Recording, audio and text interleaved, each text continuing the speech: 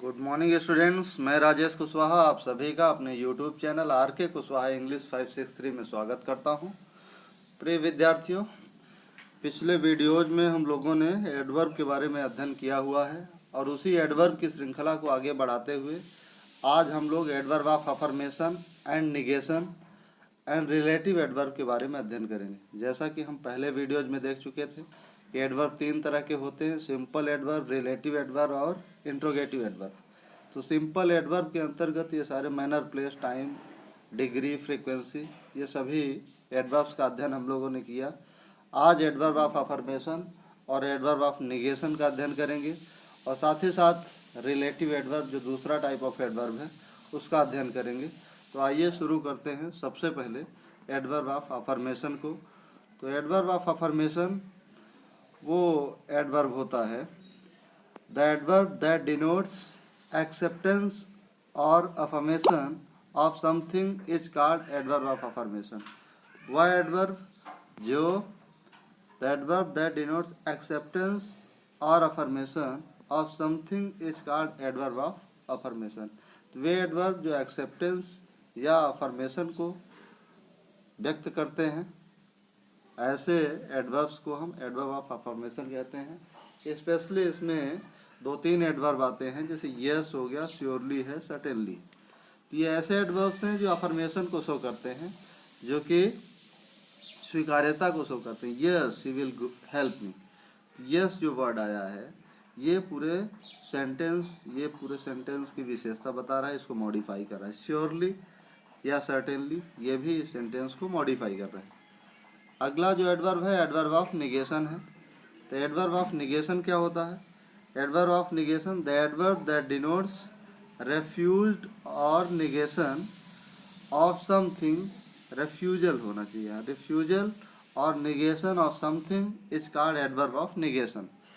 तो जो रेफ्यूजल को शो करे या फिर निगेशन को शो करे, ऐसे एडवर्ब्स को एडवर्ब ऑफ निगेशन कहा जाता है। नेवर आ गया, नॉट आ गया और नो आ गया, तो ये एडवर्ब्स एडवर्ब ऑफ निगेशन है। एग्जाम्पल अगर देखें हम तो ही नेवर सेड सो, उसने कभी नहीं कहा, तो इसका हिंदी मीनिंग क्या होगा? कभी नहीं। दूसरा है he has not taught us, उसने हम लोगों को नहीं पढ़ाया या वे हम लोगों को नहीं पढ़ाए। तो नॉट यहाँ आया हुआ है, नॉट जो है ये एडवर्ब है, एडवर्ब ऑफ निगेशन है। तीसरा नो आया हुआ है, no they do not insult others. तो नो ये पूरे सेंटेंस की विशेषता बता रहा है और ये नो भी एडवर्ब के रूप में आया है। हालांकि नो एडजेक्टिव के रूप में भी आ जाता है, जैसे आई हैव नो बुक। अगर हम book I have no book कह रहे हैं तो यहाँ बुक की विशेषता बता रहा है नो और ये एडजेक्टिव है। लेकिन इस सेंटेंस में नो पूरे सेंटेंस की विशेषता बता रहा है, पूरे सेंटेंस को मॉडिफाई कर रहा है। इस तरह से हम देख रहे हैं कि अफर्मेशन, एडवर्ब ऑफ अफर्मेशन और एडवर्ब ऑफ निगेशन। आगे देखते हैं जो दूसरा टाइप ऑफ एडवर्ब है। अभी तक हम लोग सिंपल एडवर्ब को पढ़ते रहे हैं। ये दूसरा टाइप ऑफ एडवर्ब है, that is called relative adverb. Relative adverb the adverbs that are used as a conjunction in a sentence are called relative adverb.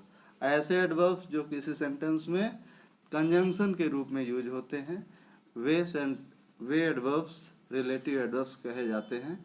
इसके अंतर्गत 4 आते हैं, 4 एडवर्ब हैं, वेयर है, व्हेन है, वाई है और हाउ है। ये 4 एडवर्ब इसके अंतर्गत आते हैं, when, where, why, how. 4 adverbs हैं जो रिलेटिव एडवर्ब्स के रूप में यूज होते हैं और इनका सेंटेंस में जब यूज होता है, आइए देखते हैं। पहला एग्जाम्पल क्या है?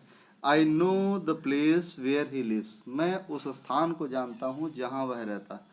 अब ये रिलेटिव एडवर्ब लगा है और रिलेटिव एडवर्ब पहले इसका एंटेसिडेंट लगा।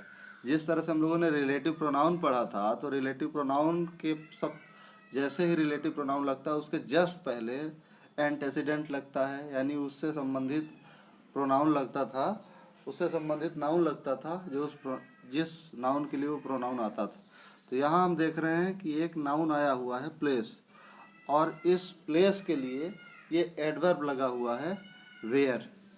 ये तो एंटेसिडेंट हो गया, प्लेस क्या यहाँ पर एंटेसिडेंट।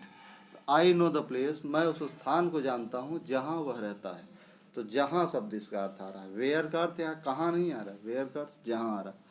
उसी तरह से आई know the time when he will come, time की विशेषता बताई जा रही है।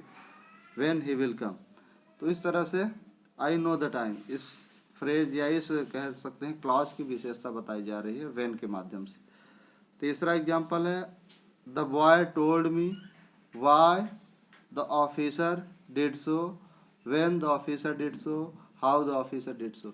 इस तरह से जो वर्ड्स हैं यहाँ पर व्हेन, वेयर, वाई और हाउ, इनका यूज रिलेटिव एडवर्ब के रूप में यूज होता है। तो हमने ये देखा कि एडवर्ब ऑफ अफर्मेशन के अंतर्गत यस, श्योरली, सर्टेनली ये वर्ड्स आते हैं। एडवर्ब ऑफ निगेशन के अंतर्गत आते हैं नो, नेवर, नॉट, और रिलेटिव एडवर्ब के अंतर्गत व्हेन, वेयर, वाई, हाउ। इतने वर्ड्स का, इतने एडवर्ब्स का हम लोगों ने अध्ययन किया है। तो आशा है कि आप लोग बेहतर तरीके से समझे होंगे।